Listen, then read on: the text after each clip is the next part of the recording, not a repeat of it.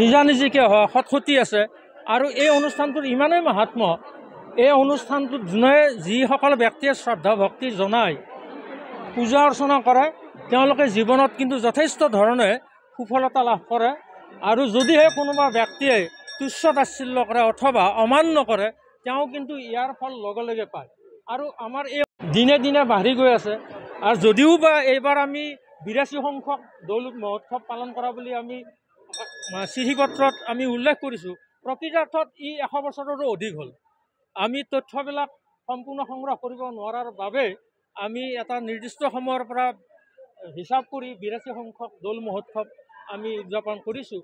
নমস্কাৰ, আজি আমাৰ বৰশিল আশ্ৰমত শ্ৰী শ্ৰী দৌল মহোৎসৱ উৎসৱৰ 82তম উৎসৱ চলি আছে।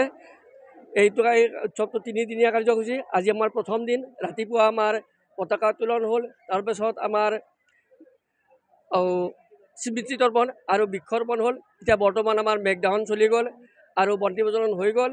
এতিয়া বৰ্তমান আমাৰ এতিয়া বিশেষ আকৰ্ষণ আৰু এইটো আৰিয়া চলি আছে। এই আৰিয়াৰ আৰম্ভণি চলি আছে। এই আৰিয়াৰ প্ৰভাৱ বহুতো প্ৰভাৱ, সেইকাৰণে বহুত দূৰ দূৰণিৰ পৰা মানুহে আমাৰ ইয়ালৈ আহে।